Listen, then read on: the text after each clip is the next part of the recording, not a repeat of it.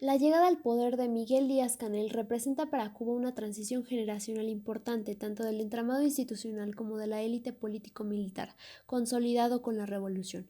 La llegada de un nuevo líder cubano extemporáneo al proceso histórico de construcción del régimen castrista levantó desde antes de saber su nombre gran conmoción al ser un importante punto de inflexión que habría de marcar el rumbo del hombre nuevo, imaginado en una revolución, en palabras de Fidel, hecha para sus contemporáneos, mismos que hoy han dejado de serlo.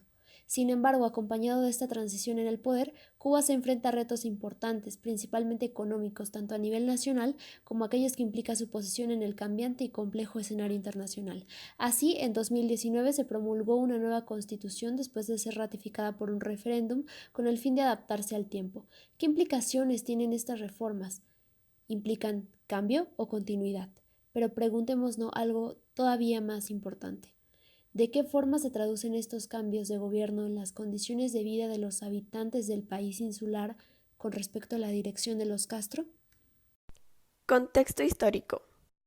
Antes de 1959, Cuba vivía bajo una fuerte influencia de Estados Unidos en la parte económica e industrial. Cabe agregar que también podía intervenir en la política de la isla, y todo esto provocaba grandes desigualdades sociales. En el gobierno, Fulgencio Batista estaba al mando por segunda ocasión. Él tenía buena relación con Estados Unidos. También seguía el modelo y políticas capitalistas. Sin embargo, esto provocaba desequilibrios estructurales. Y existía un partido opositor a Batista, el Partido Ortodoxo, que aún tenía aspiraciones del nacionalismo económico. Es por ello que después de un intento de asalto al cuartel Moncada el 26 de julio de 1953, Fidel Castro, el Che Guevara y Camilo Cienfuegos comienzan una guerrilla.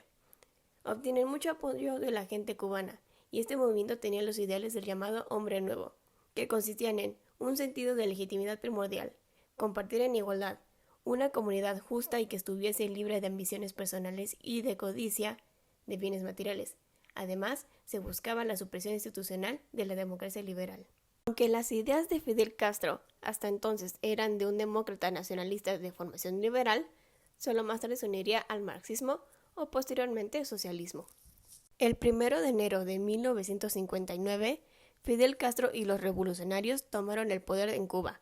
Fulgencio Batista y muchos integrantes del gobierno huyeron de la isla. Lo que la revolución trajo consigo fue la prohibición del comercio entre Cuba y Estados Unidos. En 1961, Estados Unidos rompe relaciones diplomáticas con Cuba, nacionalización de bancos y empresas, reforma agraria, reformas en los sistemas de educación y salud. En 1962, durante la Guerra Fría, Cuba es expulsada de la OEA al ser acusado de difundir la subversión en todo el continente. Y en 1965, Fidel Castro funda el Partido Comunista Cubano. Mandato de Fidel, primeros años. Habiendo creado el Partido Comunista de Cuba, Fidel y el comunismo toman el control de Cuba, que durante los primeros años funciona bien. Hubo aumento en el PIB y de la productividad en 1971 y 1975. Las exportaciones fueron intensificadas y Cuba contaba con el apoyo de la Unión Soviética y de países comunistas. Posteriormente, la economía de Cuba empieza a decaer, debido a que la venta del azúcar a países comunistas no era tan fuerte como cuando Estados Unidos era su aliado, por lo que Castro empieza a endeudarse con la URSS y la sociedad empieza a cuestionar al marxismo o la factibilidad de una democracia. En el plano interno, Raúl Castro asumió oficialmente la presidencia del Consejo de Estado e implantó medidas económicas que pueden considerarse moderadas en relación con las reformas sugeridas en el profundo debate del 2007. No obstante, dichas medidas ahora se pueden considerar como un estancamiento económico, reto que ahora debe de enfrentar el actual presidente Díaz-Canel. Cuba es una economía de un mercado monopólico, es decir, que el Estado es el único oferente de los bienes y servicios que se le proporcionan al pueblo cubano, siendo el Estado el dominante de la situación económica interna, mientras que en la economía externa, Cuba es uno de los países con mayor deuda externa. Para obtener un criterio sobre la calidad de vida en Cuba, cabe mencionar que la tasa de desempleo oficial en Cuba fue de 1.6 en 2008, 80% por debajo de la tasa de 1989 y la menor en toda América Latina, y una de las más bajas en el escenario internacional. A pesar de los aumentos nominales de salarios y pensiones en 2005, el salario promedio anualmente ajustado a la inflación del 2008 estaba 77% por debajo del nivel de los años 90. La vivienda es el peor problema social, debido a que el crecimiento de la población se duplicó de 1959 a 2008. El número de viviendas construidas fue inferior a las que se destruyeron debido a la falta de mantenimiento de estas. Las unidades construidas por 1000 habitantes cayeron de 6 en 1989 hasta 4.4 en el 2008, por lo que estaban 27% por debajo de lo requerido, dejando a la población sin un hogar donde vivir. Y a partir de ello, el pueblo cubano debe de buscar su supervivencia ante dicha situación, buscando materiales que puedan utilizar para crear un techo donde vivir. No obstante, no todas las variables de la calidad de vida muestran señales negativas. El sistema de salud de Cuba es un sistema modelo ante el marco global. Hay que reconocer y apreciar los esfuerzos en la vacunación, cuidado infantil y de adultos mayores, y sobre todo los capacitados doctores cubanos que sirven a la salud de su pueblo, pues la isla cubana se sitúa en los primeros lugares a nivel mundial, según la Organización Mundial de Salud. En cuestión de la educación, esta fue una de las primeras medidas revolucionarias para la erradicación del analfabetismo y la creación de las condiciones para garantizar la educación universal y gratuita en todos los niveles de enseñanza, lo cual hoy es una realidad, siendo este uno de los mejores sistemas educativos a nivel mundial, aumentando la matrícula en la educación superior 172% sobre la de 1989. Una de las principales causas por el cual Cuba se ha desarrollado a través del hilo de la historia a un bajo ritmo de crecimiento y desarrollo en el Estado es debido al embargo comercial, económico y financiero impuesto por Estados Unidos contra Cuba en 1962, siendo el embargo más largo de la historia de la humanidad. Es la expresión de una política represiva ante el gobierno cubano, causando daños políticos y conllevándolos a que la población pagara con una baja calidad de vida.